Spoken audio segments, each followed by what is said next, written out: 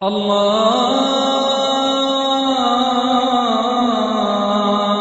Akbar, Allahu Akbar, Allahu Akbar, Allahu Akbar. Allah says in Surah Al-Imran, chapter number 3, verse 110. Kuntum khaira ummatin ukhrijat lin-nas. O ye Muslims, ye are the best of peoples evolved for mankind. Allah is giving us an honor and calling us Muslims as khaira ummah, the best of people. Whenever there is honor, it is always followed up with responsibility. There is no honor without responsibility. So when Allah is giving such a great honor to us and calling us the khaira ummah, the best of peoples, isn't there any responsibility? The reply is again the same verse. تَأْمِرُونَ بِالْمَعْرُوفِ وَتَنْهَوْنَ عَنِ الْمُنْكَرِ وَتُؤْمِنُونَ بِاللَّهِ. Because we enjoin what is good and we forbid what is wrong and we believe in Allah. If we do not enjoin what is good and if we do not forbid what is wrong, if we don't do dawah, we are not fit to be called as Muslims. We aren't fit to be called as khaira ummah. Dawah is compulsory for every Muslim. And inshallah my son Sheikh Farik will speak about it in more detail. It is fard. Allah says in Surah Baqarah chapter 2 verse 143 that we have made you an ummat wast, a middlemost community, so that you may be a witness over the nations and the messenger will be a witness over you.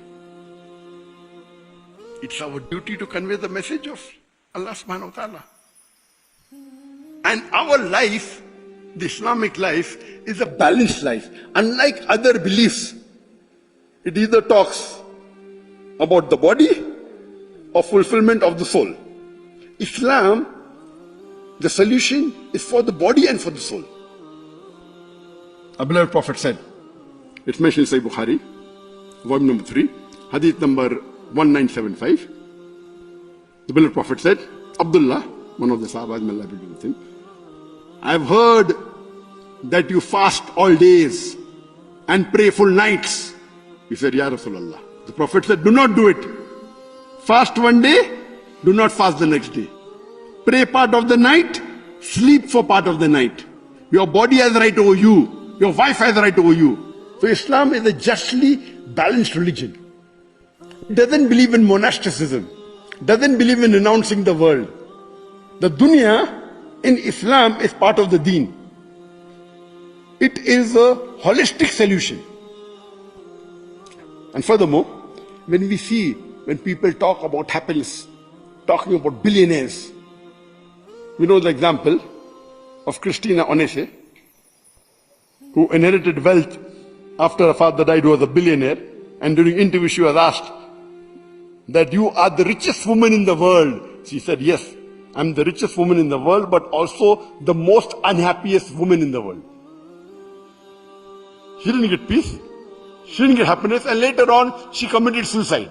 And this is common. Family problems and all, more in the rich than the poor. It's there in both.